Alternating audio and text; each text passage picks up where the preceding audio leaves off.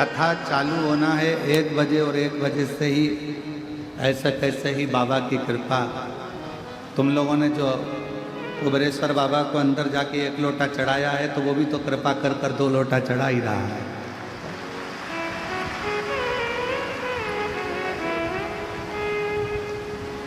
और तेरी कृपा का क्या है भरोसा, कब किस पर हो जरा सी हम पर कर दो, जरा सी हम पर कर दो। तेरी कृपा का क्या है भरोसा, कब किस पर हो जाए, जरा सी हम पर कर दो, हो जरा सी हम पर कर दो। जिस पर भी हो गई तेरी कृपा करुणा वो भव पार हुआ, भव पार हुआ। पापी हो चाहे जितना उसका भी बाबा उद्धार हुआ, उद्धार हुआ। गिद्ध अजामिल गणिका जैसे तेरे मन को भाए, जरा सी हम पर कर दो, ओ जरा सी हम पर कर दो। आप भी बोलो तेरी कृपा का कब किस पर हो जाए, जरा सी हम पर कर दो, जरा सी हम पर कर दो। कोई भरोसा नहीं। शिव गुरु कब कैसे कहाँ कृपा करता है वो ही जान सकता। शिव गुरु कब करुणा करेगा, कैसे कृपा करेगा, कहाँ कृपा करेगा, ये वही जान सकता। और फिर निवेदन करें,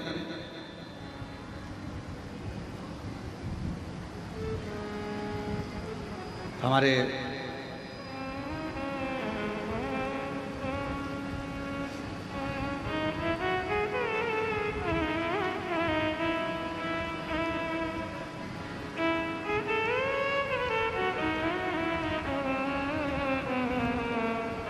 बीटा अंबाला वाले मुदगल जी अभी बीच में जब आए थे तो उन्होंने एक प्रश्न किया। मुदगल जी आपका वो प्रश्न हमको स्मरण में है कि शिवजी स्वप्न में हर कभी आ जाते हैं।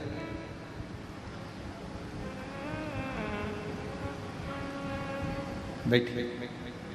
शिवजी स्वप्न में हर कभी आ जाते हैं तो भगवान शंकर का स्वप्न आना अच्छा होता है कि बुरा होता है?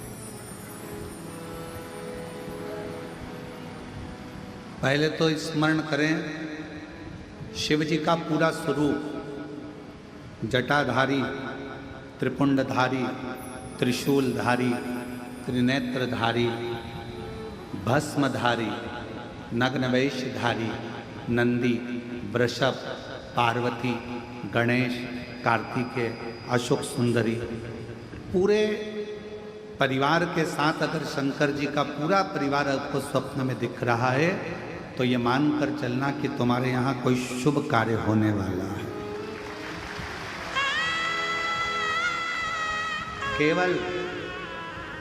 केवल और केवल भगवान शंकर त्रिशूल लेकर, त्रिपुंड लगा है, जटाजूड़ बांधे हुए हैं, भस्म रमी हुई है, मृगछाला पहने हुए हैं, बागंबरधारी है, रुद्राक्ष की माला है, चेहरे पर मुस्कुराहट है, अकेले शिव त्रिशूल के साथ नजर आ रहे हैं तो समझना कोई संकट आने वाला था, उसको टालने के लिए मेरा शंकर तुम्हारे स्वप्न में आकर खड़ा।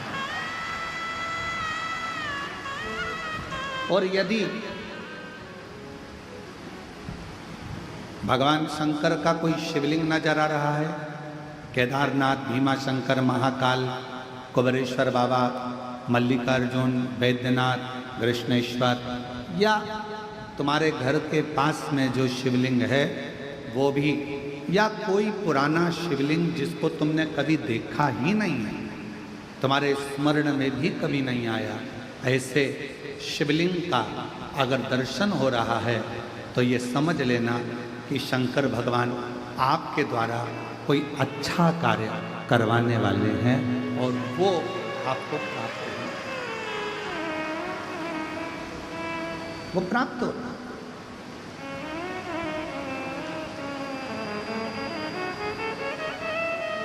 शिव जी कोई श्रेष्ठ कार्य, जितने लोग गीले हो रहे हैं छाते में, मेरा निवेदन फिर निवेदन करूं आपको, आप लोगों की अविरल भक्ति को मैं नमन करता हूं कि इतना पानी में भी आप लोग खड़े हुए हैं। आपसे निवेदन है, अगर कहीं धर्मशाला साइड में बन रही है धर्मशाला, वहाँ जगह हो तो वहाँ, और अगर छाते हैं तो हम मना नहीं करेंगे, आप लगाओ, आराम से सुनो, ये आप लोगों की अविरल भक्ति है। पर जहाँ जहाँ जगह मिले वैसा वैसा आप बैठकर कथा का लाभ करें। पंडाल बहुत लगे हैं, 1 2 3 4 5 6 7, ऐसे 7-8 पंडाल हैं। जहाँ जहाँ आप लोगों को जगह मिलती जाए वहाँ बैठकर आप लोग लाभ ले सकते हैं।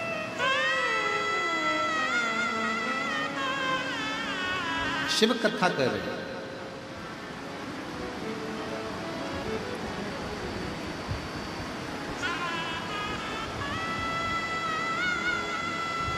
देवराज नाम का ब्राह्मण, और उस देवराज नाम के ब्राह्मण का सबसे बड़ा क्रम कि ना मैंने कोई पुण्य करा, ना मैंने कोई दान करा, ना मैंने कोई सत्कर्म करा, ना मैंने कोई गुरु बनाया, ना कोई मैं तीर्थ गया, ना मैं कोई अच्छे कार्य के लिए गया। फिर आखिर एक बात समझ में नहीं आती कि मैंने कोई ऐसा बड़ा काम नहीं करा, मैंने कोई सत्कर्म नहीं करा, मैंने कोई पुण्य नहीं करा, मैंने कोई दान नहीं करा, मैंने कोई गुरु नहीं बनाया, फिर ऐसी कृपा,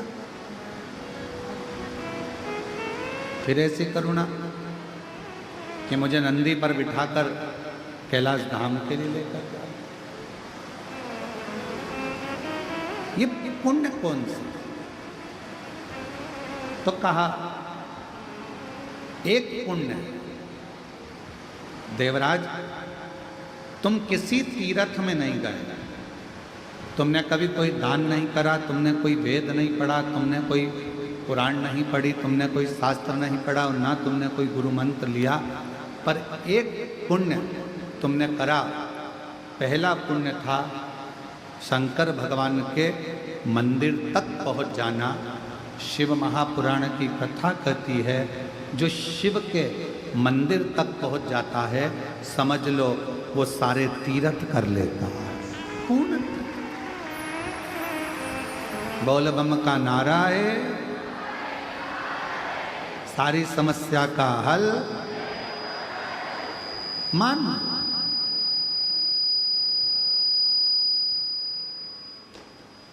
यदि कोई शिव मंदिर तक पहुंच गया तो समझ लो उसने सारे तीर्थ कर लिए।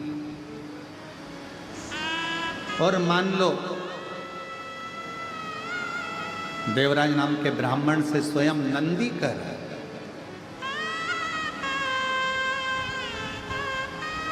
यदि मंदिर में पहुंचने के बाद उसने अगर भगवान शंकर की कथा को, शिव महापुराण की श्रवण कर लिया, वाचन कर लिया, सुन लिया, तो समझ लो उसने सारे वेद पुराण और शास्त्रों को पढ़ लिया और श्रवण कर लिया सब।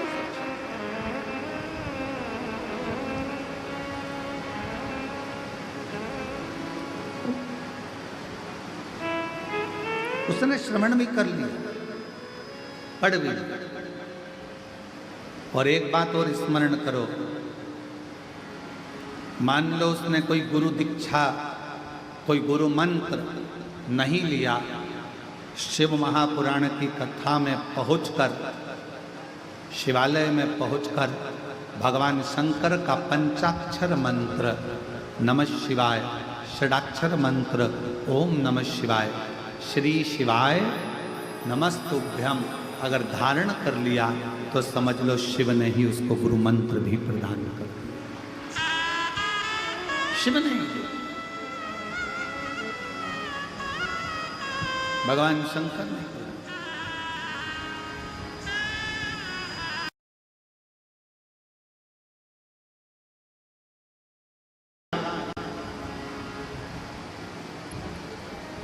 गुरु का काम भी मार्ग दिखाने का है और शिव महापुराण का काम भी मार्ग दिखाने का है।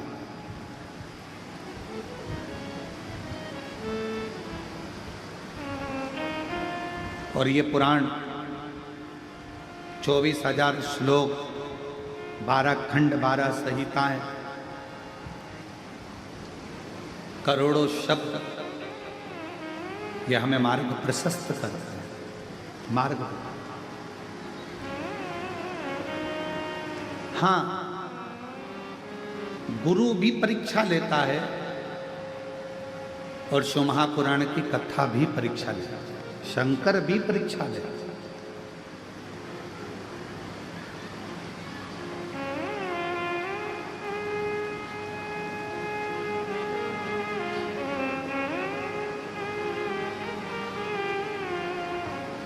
गुरु का काम है वो भी कभी कभी परीक्षा ले लेता है। एक गुरु जी अपने चेले को, बहुत सारे चेले बैठे थे, शिष्योहन बैठे थे, और गुरु जी ने उनको अपने भाव से कहना प्रारंभ करा कि अपना कार्य खुद को करना चाहिए, किसी दूसरे पर आश्रित नहीं रहना चाहिए। जो स्वयं का काम है वो स्वयं करो, दूसरे पर आश्रित मत रहो। ये गुरु जी प्रवचन में कर रहे हैं। और फिर गुरु जी ने कहा, 3 ऐसे हैं जिनका कार्य स्वयं का मानकर किया जाता है। पहले नंबर पर माता, दूसरे नंबर पर पिता और तीसरे नंबर पर गुरु। माँ का अगर कोई काम है, माँ ने कहा कि मेरा ये काम कर दे, तो माँ का वो काम माता का नहीं है। अगर बेटे से कहा गया है तो वो काम बेटे का है।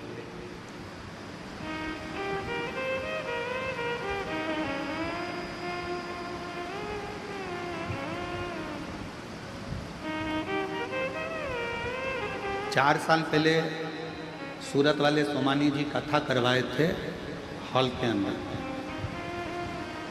क्या है सोमानी जी, उस समय पर खटिया पर हम बैठे थे तो आपसे बात कर रहे थे, तो एक प्रसंग आपके मुख से निकला था कि हमारी माता,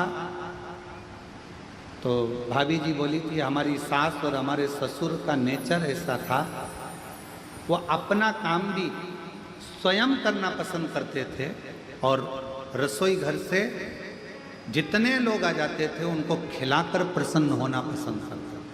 हमें वो संवाद भी याद है हमारे, आपका वो बोला हुआ। और वही शिव महापुराण की, गुरु शिव महापुराण की कथा कर रही है, व्यक्ति को अपना कार्य खुद करना चाहिए, पर 3 का काम उनका नहीं होता।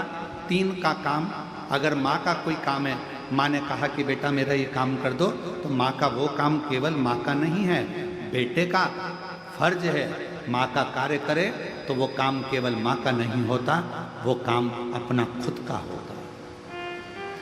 पिता ने कहा बेटा मेरे लिए ये सामान ला दे या मेरा ये काम कर दे, वो काम पिता का नहीं होता, वो काम स्वयं बेटे का होता है। और गुरु ने अगर कोई काम कह दिया तो वो काम गुरु का नहीं होता, शिष्य का खुद का होता है, वो गुरु का नहीं, स्वयं शिष्य का। और कोई ये ना कहे कि ये गुरु जी का काम है। गुरु पूर्णिमा के अवसर पर अगर आप कथा में आए हो, खड़े होकर भोजन परोस रहे हो, रोटी बेल रहे हो, सब्जी बना रहे हो, आलू काट रहे हो, सब्जियां काट रहे हो, सेवा कर रहे हो, पानी पिला रहे हो, किसी को नाश्ता करा रहे हो, ये मत सोचना कि ये काम तो गुरु जी का है, गुरु जी का है, गुरु जी का है। सब श्री शिवाय नमस्तुभ्यम बोलने वाला एक एक बच्चा शंकर जी का चेला है, शिव जी का शिष्य है। और ये कुबेरेश्वर धाम की गुरु पूर्णिमा की कथा गुरु जी की नहीं, एक एक बच्चे की और एक एक व्यक्ति की है जो शंकर को भजता है, शिव का तत्व। माँ का काम केवल माँ का नहीं है। माँ ने कह दिया बेटा मेरे कपड़ों को वहां डाल दे, माँ ने कह दिया मेरे कपड़े धो दे, माँ ने कह दिया मेरा एक काम कर दे, माँ मेरा काम ये कर दे, वो माँ का काम नहीं है। शिव महापुराण की कथा कहती है गुरु अपने शिष्य से कह रहे थे, जितने शिष्य बैठे थे सबको कह रहे थे अपना काम स्वयं करना चाहिए, पर 3 का काम अपना खुद का होता है। पहला माँ का काम अपना खुद का है, पिता कोई काम बताए वो अपना खुद का है, और गुरु अगर कोई भूल से भी तुमको काम बता दे तो वो अपना खुद का है, उसको करना चाहिए, उसको बोलना नहीं चाहिए।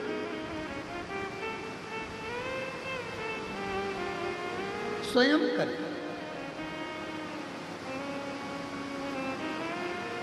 हमारे यहाँ अगर कोई कार्य होता है और कोई चीज का पता लगाना होता है कि भाई ऐसा ऐसा काम है, हम इंदौर में सूचना चंदन सोनी जी को कह देते हैं, चंदन भैया जरा पता करना जरा, चंदन सोनी जी। तो चंदन सोनी जी दुकान को छोड़ देते और पहले काम कर पहले फोन लगाएंगे, बात करेंगे, ये करेंगे वो करेंगे, और पहले मालूम करेंगे कि हाँ ये कार्य है, इसको फोन सूचना मिल जाए कि बस धाम से कि ये काम है। और ऐसे कई शिव भक्त, बाबा के ऐसे कई भक्त हैं जो निरंतर सेवा में तल्लीन है। तो शिव पुराण कह रहे हैं माता का काम अपना है, पिता का काम अपना है, गुरु का काम अपना, स्वयं का काम स्वयं को करना चाहिए। ये गुरुजी प्रवचन में कह रहे थे। अब गुरुजी ने प्रवचन दिया, सारे शिष्यों ने श्रवण करा, बहुत सारे शिष्य बैठे थे, सबने उस बात को ग्रहण किया। अब ग्रहण करने के बाद गुरुजी ने मन में सोचा कि अब इन लोगों ने ग्रहण तो कर लिया, चलो आज अपने को एक यजमान के घर में भोजन प्रसाद ग्रहण करना, भोजन ले, चलो सारे के सारे गुरुजी के साथ में चल।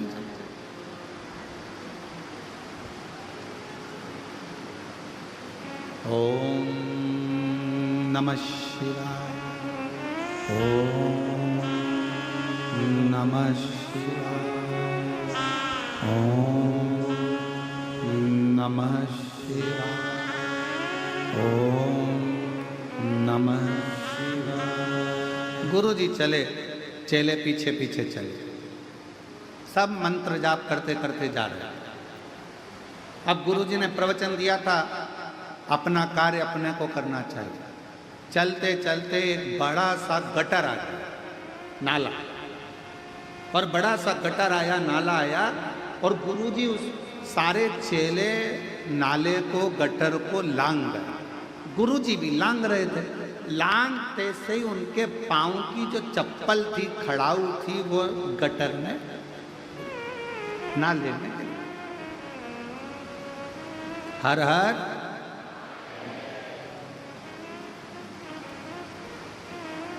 अब वो चप्पल गिर गई, खड़ाऊ गिर गई गटर में, नाले में, और गुरुजी चिल्लाकर बोले, अरे मेरी खड़ाऊ, मेरी पादुका नाले में चली गई, गटर में चली गई। जितने चेले थे सब लोग तैयारी करने लगे। कोई कहने लगा एक काम करो, सफाई कर्मी को बुला के लाओ। गांव में गया, एक सफाई वाले को बुलाने गया, दूसरा डंडा लेने गया, तीसरा चिमटा लेने गया, चौथा कुछ लेने गया। सब यहाँ वहाँ भटक रहे। 15 मिनट हो गए, कोई खड़ा उन्हें निकाला। एक शिष्य सबको देख रहा था, गुरुजी को प्रणाम करा, गटर में उसने सोया, गटर में हाथ डाला, खड़ाऊ को निकालने लगा, पर खड़ाऊ उसके हाथ में नहीं,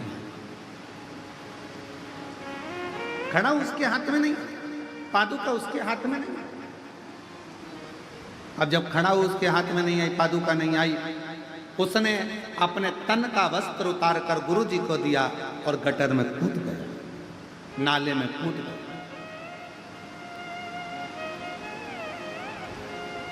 कोई सफाई कर्मी को लेने गया, कोई किसी को लेने गया, कोई किसी को लेने गया, और मालूम पड़े वो गटर में कूदा, खड़ाऊ निकाली, धोया, गुरु जी को लाकर दे दी। गुरु जी ने खड़ाऊ पहन ली और सारे के सारे शिष्य आ गए। और आते से ही शिष्यों ने कहा कि गुरु जी तो इतना बड़ा प्रवचन दे रहे थे कि खुद का काम खुद को करना चाहिए, तो गुरु जी इस गटर में, इस नल्ले में क्यों ना कूदे पादुका निकालने के लिए? गुरुजी ने तो प्रवचन दिया था कि खुद का काम खुद को करना चाहिए, तो फिर गुरुजी नाले में क्यों ना कूदे, गटर में क्यों ना गए? इतने में शिष्य ने उत्तर दिया, गुरुजी ने एक बात और कही थी कि माता पिता और गुरु का कोई भी काम होता है वो उसके पुत्र का होता